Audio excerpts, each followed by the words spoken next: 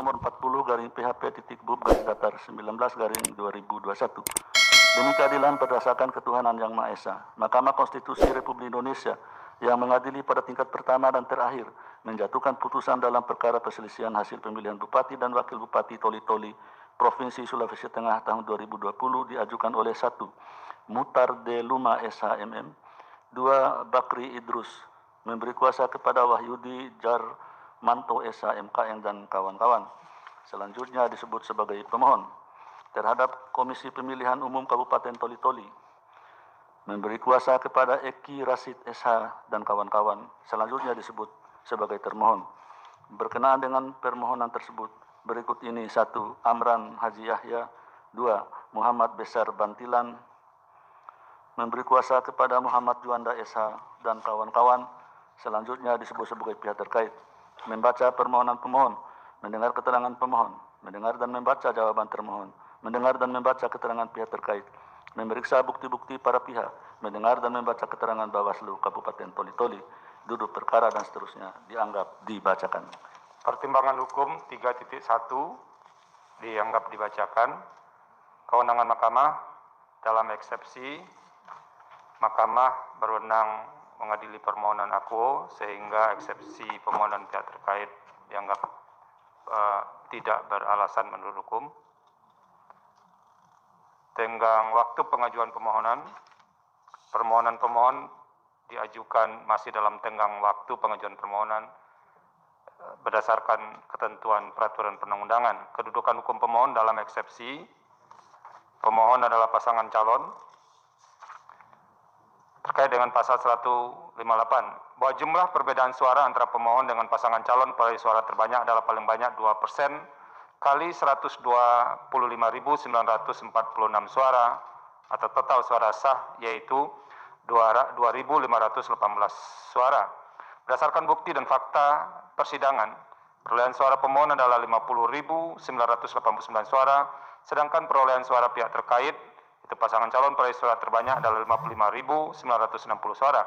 Sehingga perbedaan perolehan suara antara pemohon dan pihak terkait adalah 4.971 suara atau ekuivalen dengan 3,9% atau lebih dari 2.518 suara, sehingga melebihi persentase sebagaimana dipersyaratkan dalam pasal 158 ayat 2 huruf A Undang-Undang 10 2016. Bahwa berkenaan dengan tidak terpenuhnya ketentuan pasal 158 ayat 2 huruf A Undang-Undang Akuo, pemohon mendalilkan telah terjadi pelanggaran administratif dan pelanggaran yang bersifat terstruktur, sistematis, dan masif, yang pada pokoknya antara lain meliputi: 1. Adanya campur tangan Bupati Petahana untuk memenangkan anak kandung yang maju sebagai calon wakil bupati dari pasangan calon yang menang nomor urut 3, yaitu dengan memutasi camat di Dampal Utara dan Dampal Selatan, di mana kedua camat tersebut memiliki hubungan saudara dengan calon bupati nomor urut 3.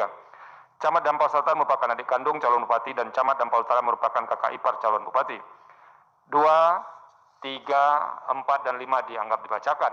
Bahwa terhadap dalil pemohon demikian, Mahkamah telah mendengarkan jawaban termohon, keterangan pihak terkait, serta keterangan Bawaslu Kota Palu, baik secara tertulis maupun lisan di persidangan,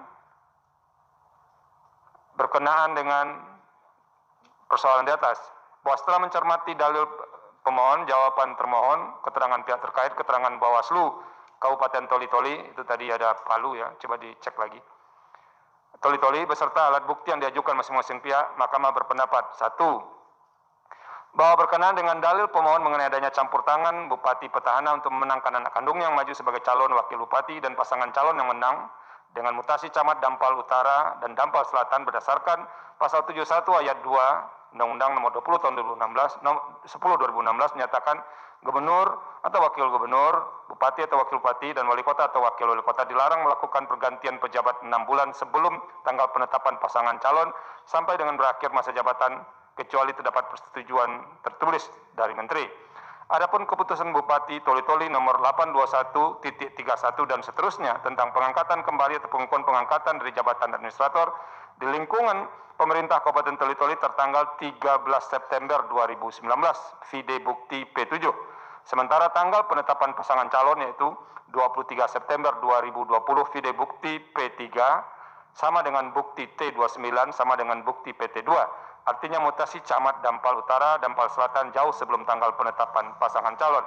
Angka 2, angka 3, angka 4, angka 5 dianggap dibacakan.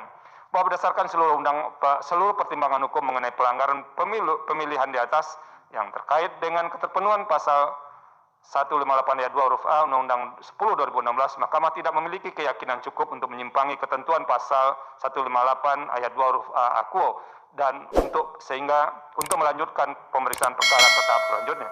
Menimbang bahwa berdasarkan pertimbangan hukum di atas, Mahkamah berpendapat bahwa meskipun permohonan yang diajukan merupakan kewenangan Mahkamah, permohonan pemohon diajukan masih dalam tenggang waktu pengajuan permohonan, dan pemohon adalah pasangan Bupati dan Wakil Bupati dalam pemilihan Bupati dan Wakil Bupati Toli-Toli tahun 2020, namun pemohon tidak memenuhi ketentuan persyaratan sebagaimana dimaksud dalam pasal 158 ayat 2 huruf A Undang-Undang 10 2016. Dengan demikian, menurut Mahkamah, eksepsi para pihak mengenai kedudukan hukum, yaitu eksepsi bahwa pemohon tidak memenuhi ketentuan pasal 158 ayat 2 adalah beralasan menurut hukum.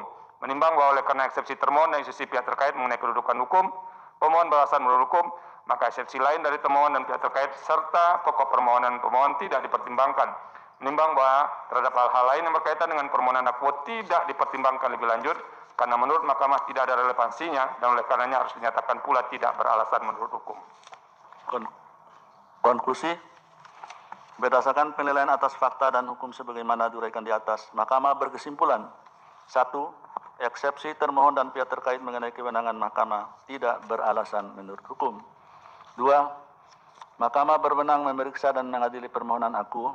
3. Permohonan pemohon diajukan masih dalam tenggang waktu yang ditentukan peraturan perundang-undangan. Eksepsi termohon dan eksepsi pihak terkait mengenai kedudukan hukum pemohon beralasan menurut hukum. 5. Pemohon tidak memiliki kedudukan hukum untuk mengajukan permohonan aku. 6. Eksepsi lain dari termohon dan pihak terkait serta pokok permohonan tidak dipertimbangkan lebih lanjut. Berdasarkan Undang-Undang Nomor 24 Tahun 2003 tentang Mahkamah Konstitusi dan seterusnya, amar putusan mengadili dalam eksepsi 1. Menyatakan eksepsi termohon dan eksepsi pihak terkait mengenai kedudukan hukum pemohon beralasan menurut hukum. 2. Menyatakan pemohon tidak memiliki kedudukan hukum. Dalam pokok permohonan menyatakan permohonan pemohon tidak dapat diterima. Demikian diputus dalam rapat permusyawaratan hakim oleh 9 hakim konstitusi, yaitu Anwar Usman selaku ketua merangkap anggota, Aswanto, Arif Hidayat, Manahan MP Sitompul, Saldi Isra, Wahiduddin Adams, Suhartoyo, Eni Nurbaningsi, dan Daniel Yusmi Pevoe masing-masing sebagai anggota pada hari Rabu tanggal 10 bulan Februari tahun 2021 dan diucapkan dalam sidang pleno Mahkamah Konstitusi terbuka untuk umum pada hari Selasa tanggal 16 bulan Februari tahun 2021 selesai diucapkan pukul 14.20 WIB oleh 9 hakim konstitusi tersebut di atas.